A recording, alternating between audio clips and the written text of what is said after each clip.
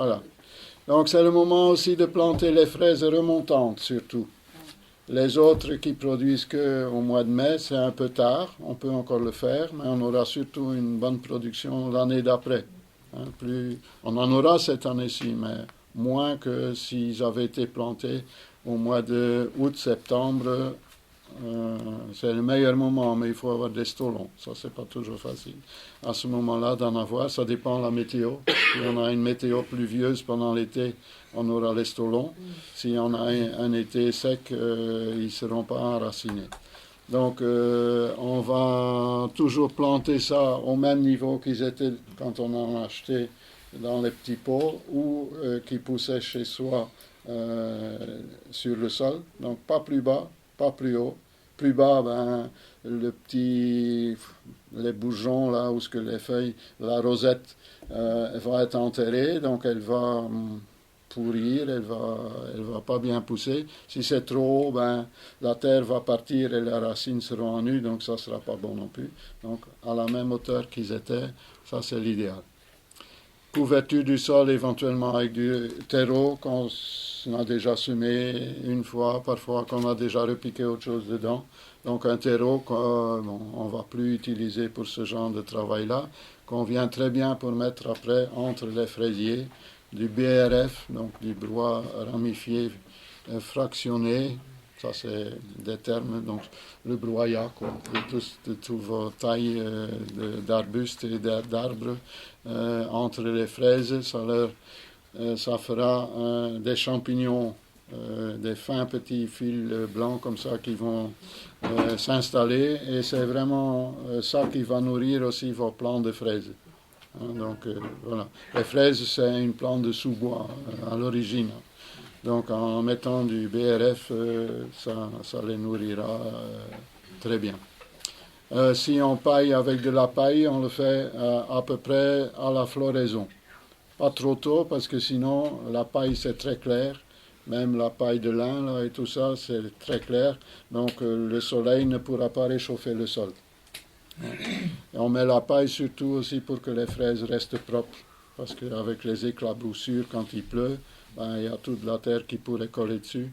Donc on fait surtout ça pour ça. Le BRF, c'est clair quand même. Le BRF est un peu moins clair.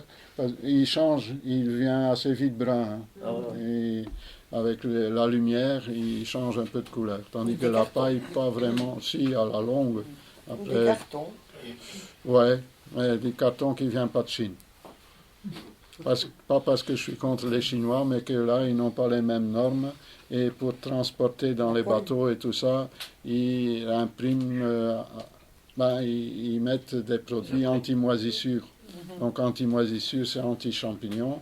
On sait que ce n'est pas les champignons qu'on mange, mais dans le sol, normalement, il doit y avoir un maximum de champignons. Donc si on commence à mettre des anti-champignons, ce n'est pas l'idéal.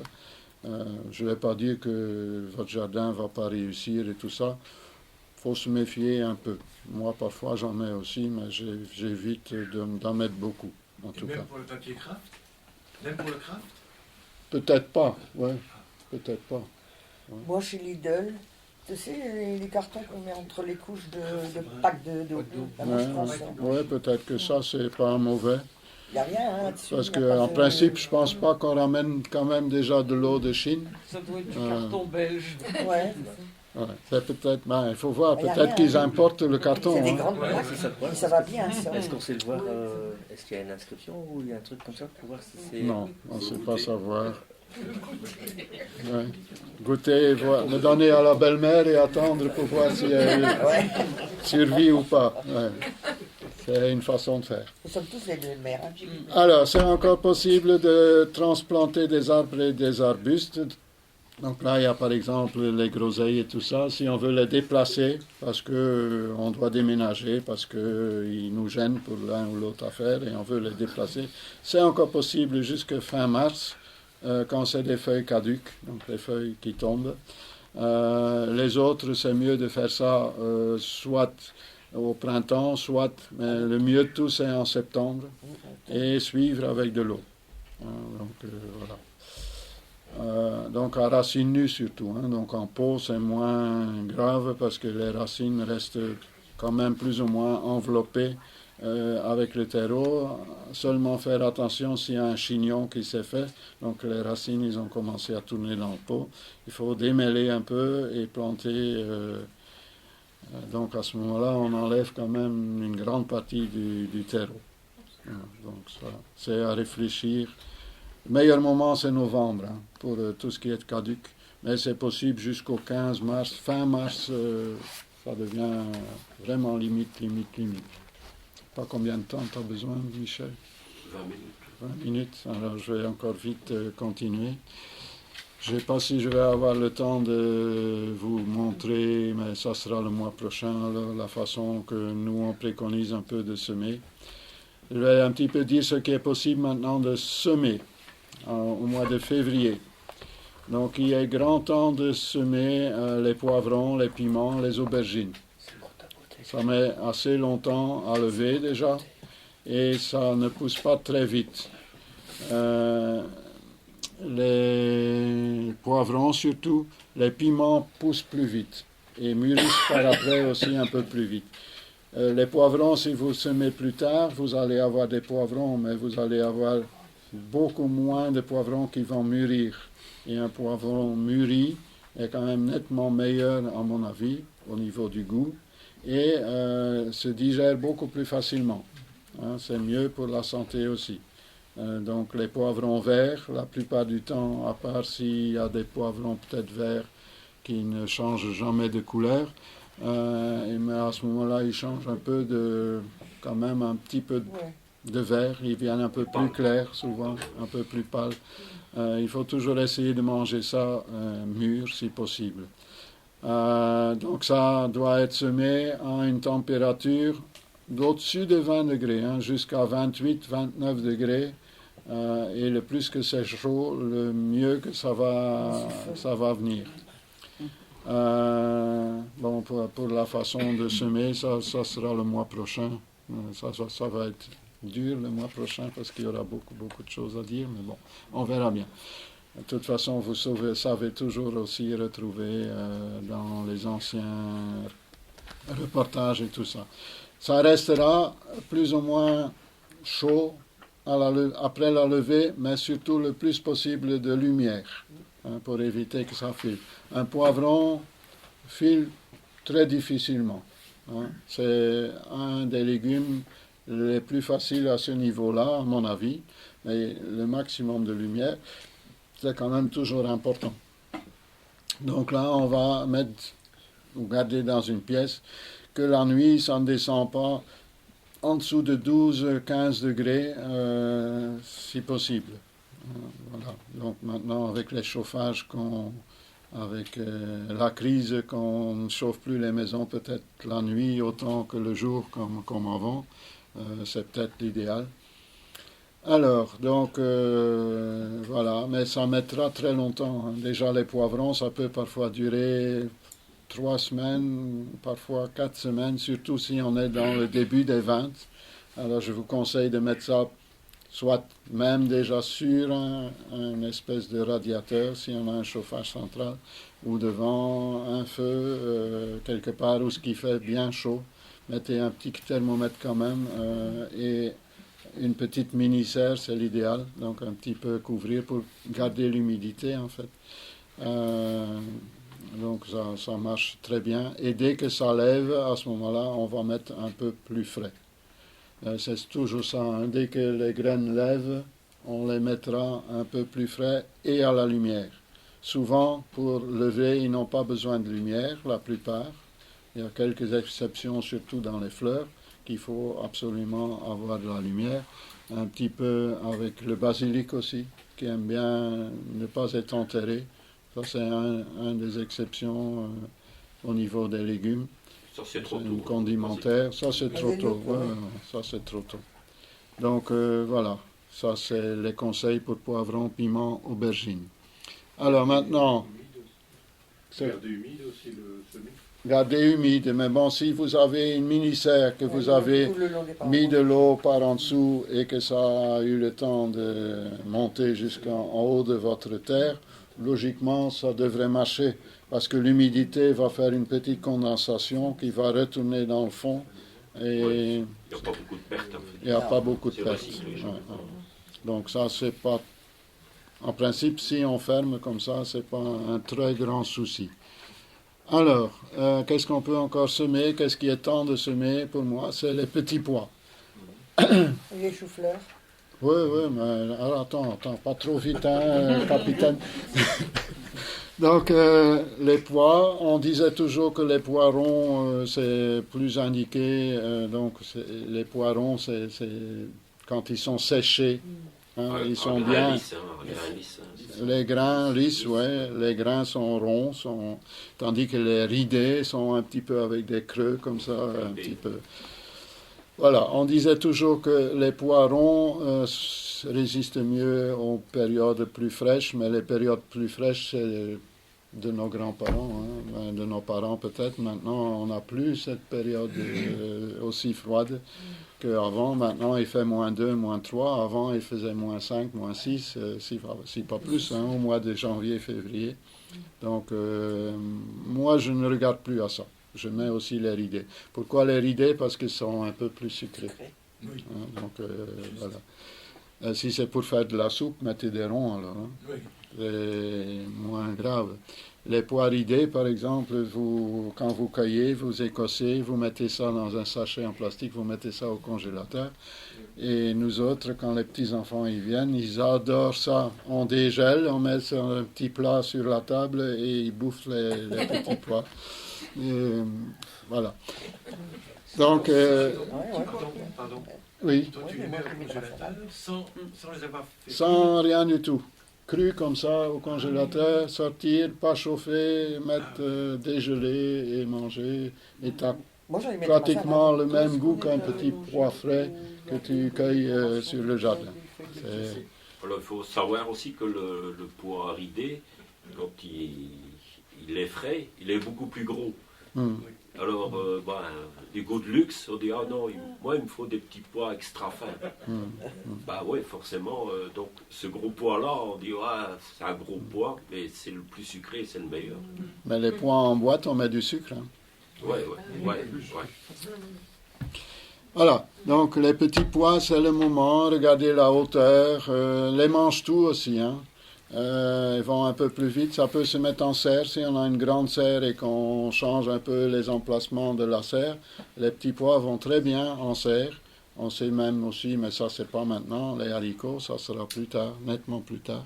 Mais il faut mettre des pois nains. Hein. Ouais, Parce que si vous mettez ceux à rame, ça met beaucoup trop longtemps. ça fait à pousser. plus longtemps. Et alors, votre serre sera à un moment donné trop chaude pour le pois. Ouais, aussi. Donc, mettez des petits pois nains et moi, je précoces. recommande même les mange-tout Ouais, parce que ceux-là, on les mange encore plus tôt que, Ouais. que les autres. Après, les grains formés même. donc c'est plus Voilà. précoce. Si on a un petit coin de la serre que ça ne gêne pas, ben on peut mettre les autres aussi. Mais c'est vrai que si on veut par après cultiver autre chose, et en même temps les petits pois, c'est des légumineuses, donc ils vont apporter un petit peu d'engrais aussi dans le sol. Donc c'est pas mal pour dans Le la serre. pois nain en serre sera toujours plus haut que le pois nain en pleine terre. Donc, Et avec nos bons terrains bien Bien travaillés, arrosés. ils viennent plus haut que les 40 cm qui sont indiqués dans les catalogues de jardinerie. Ça vient plus haut. Il faut toujours rajouter un bout. Par exemple, les Kelvedon, ils disent 40 cm, mais Ouais, chez mais- moi, ils ouais. font 1,80 m. Voilà. Le téléphone. Téléphone, ouais, mais là, 2010. il faut un long fil hein, pour le téléphone. ouais, là c'est très haut, hein, 2,50 m. Il faudrait bien prendre une échelle pour les cueillir. Mais bon, ça produit bien, hein, c'est pas ça. Hein.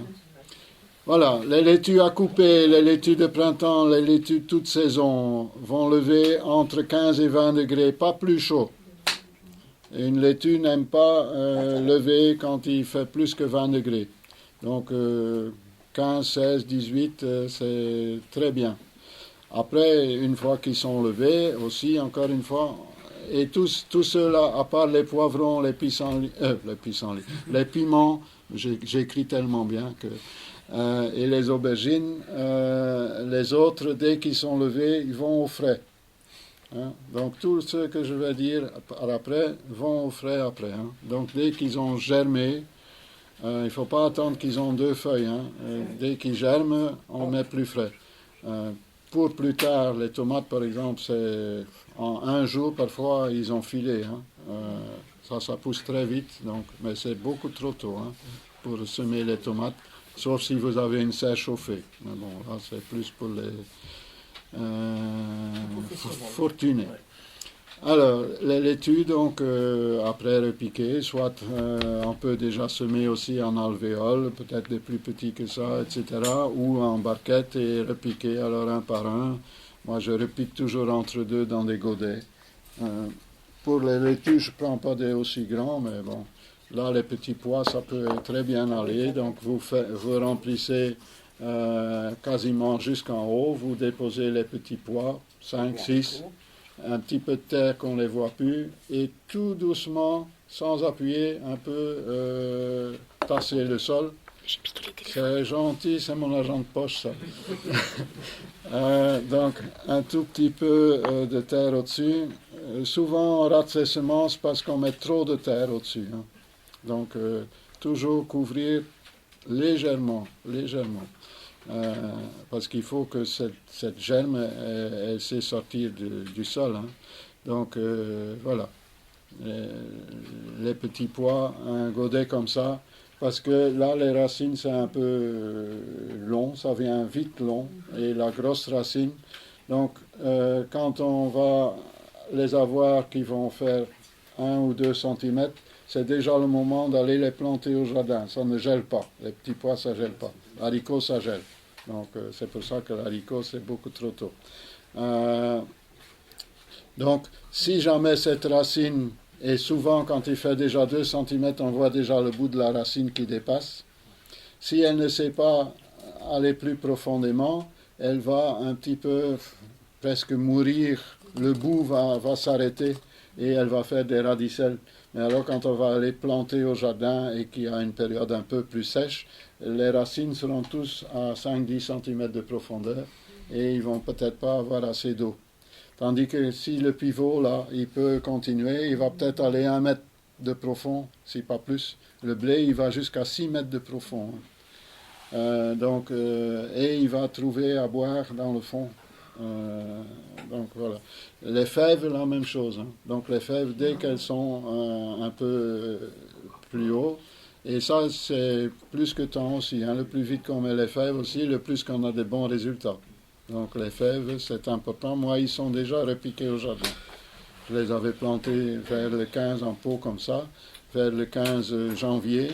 Et cette semaine, début de semaine, ils étaient comme ça. Les racines commençaient déjà à sortir. Je les ai plantés. Ça ne gèle pas non plus les fèves. S'il fera moins 10, oui. Bon, à ce moment-là, on peut peut-être un petit peu couvrir avec quelque chose. Un petit tunnel, des bacs en isomo, quand on met un poids dessus pour qu'il ne s'envole pas, etc. On trouve bien, même à la limite, un tissu, ce qu'on peut avoir. Moi, j'ai récupéré à l'époque ce qu'on met sur le sable quand on va à la plage. Des nattes comme ça, il y a même du papier alu comme ça dessus. Mais bon, ils étaient un peu déchirés, j'ai gardé ça, j'enroule ça, je garde ça d'année en année. Et quand il y a quelque chose, sur mes petits tunnels en fer, là, en grillage, je jette ça au-dessus, ça va vite à mettre. Je mets un petit poids au-dessus ou quelque chose pour qu'il ne s'envole pas et ça va. Bon, je vais continuer. Hein. Les oignons hâtifs. Donc, ça aussi, de 15 à 20 degrés. Et après, ça se repique. Comment? Les semis, hein. Les semis. Et c'est toujours la température du sol. Hein. Bon, je sais bien, si ça reste dans une pièce, le sol va attraper cette température-là. Mais on pourrait dire, ah oui, mais dans mon véranda, il fait 20 degrés. Mais la nuit, ça rafraîchit et peut-être que le sol, il refroidit aussi. Ça dépend combien que ça descend. Mais bon, c'est toujours la température du sol qui correspond un peu avec la température ambiante, mais pas toujours. Hein. Donc 15 à 20 degrés, après au froid, hein, comme tous les autres là. Et ça se repique comme un poireau, à part qu'on ne met pas en profondeur. Un oignon pousse au-dessus du sol. Et assez fin, hein. Il ne faut pas que ça soit déjà fort gros parce que ça reprend moins bien. Les ciboulettes, les cébettes. Et ça, c'est des légumes un peu pérennes. Les ciboulettes et les ciboules, il faut quand même une fois de temps en temps changer d'emplacement. Hein, même que c'est vivace, il faut de temps en temps, une fois, diviser la touffe et la déplacer. Les cébettes, c'est un oignon qui pousse comme un petit poireau, qui est, on dit aussi vivace, mais ça dure 1 an ou 2, pas beaucoup plus. C'est aussi semé à peu près à 20 degrés. Donc votre maison, elle va être bien garnie. Hein. Heureusement que les décos de Noël sont partis. Alors, les poireaux hâtifs, là, ça peut être plus frais. Donc, c'est entre 7 et 25 degrés. À 7 degrés, ça va mettre des lustres pour pousser. À 25 degrés, ça va aller beaucoup plus vite. Donc, une belle décoration pour votre maison. Les poireaux hâtifs. Les choux hâtifs. Donc, choux blancs, choux rouges, choux verts, choux fleurs, choux marins et tout ce qui s'ensuit. Voilà, les pointus, les obtus, tout ce que tu veux. Donc, pourquoi? Parce que le plus vite qu'on les met, le plus qu'ils seront se défendre contre leurs ennemis, surtout les papillons qui viennent pondre et qui engendrent des chenilles qui vont aller les attaquer, tout ça.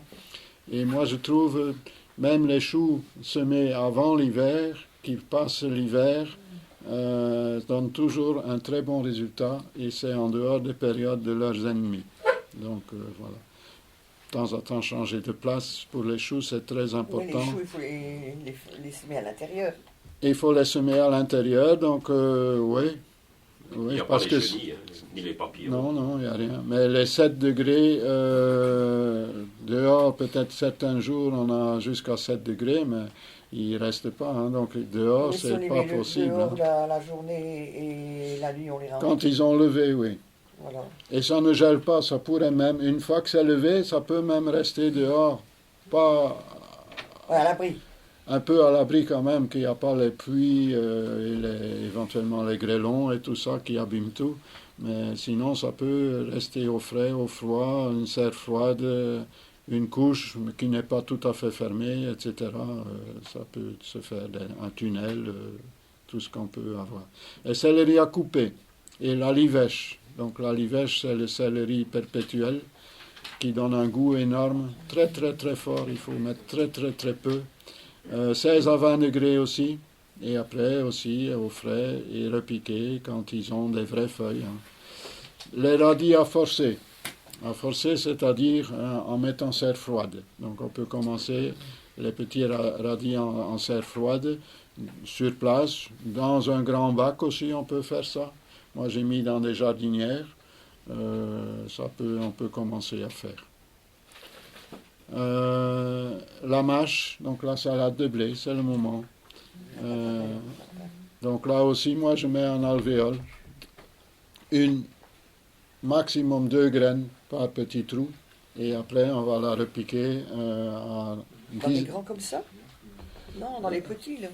On peut faire dans les petits pour la mâche. Mais moi, j'aime moins les petits. Je préfère avoir un peu plus de terre quand même pour les plantes. Je préfère un peu des plus grands. Bon, on en a moins sur la surface. Donc ici, j'ai coupé les plaques qui sont là en 3 morceaux. Ça va tout juste dans une mini-serre. C'est pratique. Parce que souvent, les plaques, c'est un peu trop. Hein, pour mettre toute la même sorte. Les salades de blé, on pourrait éventuellement faire toute une plaque. Et alors, on peut éventuellement mettre des numéros et mettre sur un papier qu'on ne perd pas. Ça, c'est important. Ce qu'on a semé. Ou mettre par ligne, alors, une étiquette et tout ça. Hein. Donc, toujours mettre des étiquettes. Hein. Ça, c'est important. Alors aussi, les épinards. Donc, soit comme engrais vert, soit pour manger. Là aussi, on peut les semer comme ça, en alvéole, éventuellement repiquer. On peut faire des lignes à leur dru. À ce moment-là, jeune, on va tout couper et manger ou déposer sur le sol. Hein, mais un épinard qui pousse bien a besoin de 20 à 25 cm de terrain.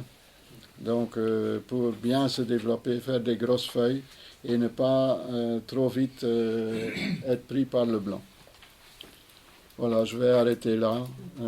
J'ai dit à peu près tout ce qu'il fallait dire, à part la démonstration de semis qui ne sera pas possible aujourd'hui.